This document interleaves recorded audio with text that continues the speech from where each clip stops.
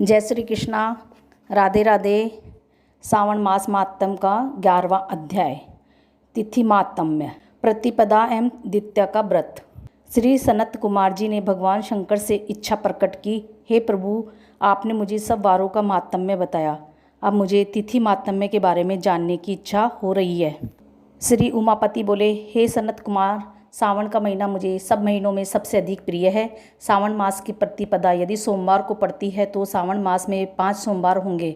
ऐसा होने पर यह रोटक व्रत कहलाता है। उस दिन मनुष्य को व्रत रखना चाहिए। यह 3.5 मास का भी होता है। रोटक व्रत लक्ष्मी की वृद्धि करने वाला, सब कामनाओं को पूर्ण करने वाला और समस्त सिद्धियों को देने वाला है। अब मैं तुमको रोटक व्रत को करने का विधान बताता हूँ।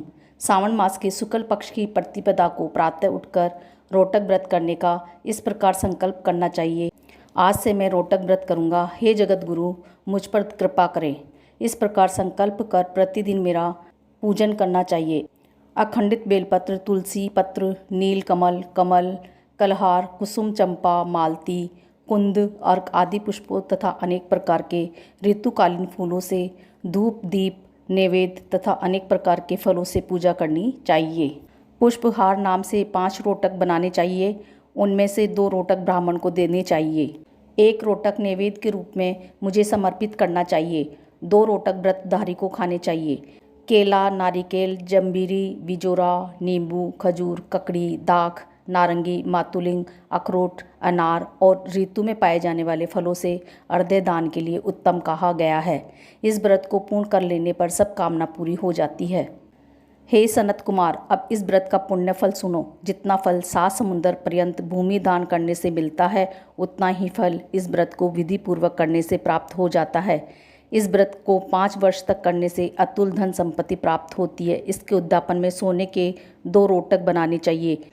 पहले दिन अधिवासन करके अन्य दिनों में प्रातःकाल शिव मंत्र द्वारा घी तथा बेलपत्रों से हवन करना चाहिए। इस प्रकार व्रत करने से मनुष्य की सब मनोकामना पूरी होती है।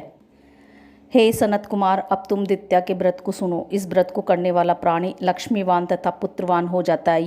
यह व्रत औदुंबर नाम से प्रसिद्ध है। यह सब पापों को नाश करने वाला है। मनुष्यों को सावन मास की द्वितीया तिथि को प्रातः का संकल्प करके विधिवत व्रत करना चाहिए। इस व्रत में गुल्लर के पेड़ की पूजा की जाती है। गुल्लर का पेड़ न मिल सके तो दीवार पर गुल्लर के पेड़ का चित्र बना लेना चाहिए। अर्चन विधि। हे उदुंबर, आपको नमस्कार है। हे हेम पुष्पक, आपको नमस्कार है। जंतु फल युक्त लाल अंड तुल्य शलीयुक्त, आपको नमस्कार है।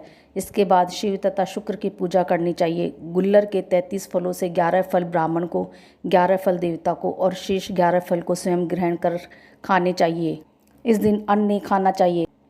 रात में शुक्र तथा मेरा अर्चन करते हुए जागरण करना चाहिए। इस प्रकार यह व्रत 11 वर्ष तक करे। फिर इसको उद्यापन करें। उद्यापन में सोने का फल, पुष्प, पत्ते आदि के साथ गुल्लर का पेड़ बनवाकर उसमें स्वर्ण की बनी हुई शुक्र तथा मेरी मूर्तियां रखकर पूजन करना चाहिए। दूसरे दिन प्रातःकाल छोटे छोटे गुल्लर के फलों से 108 हवन करें।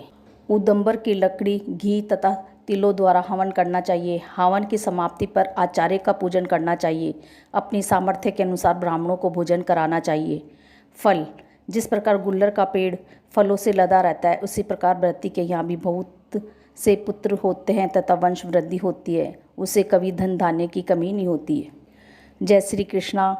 राधे राधे। ओम नमः शिवाय।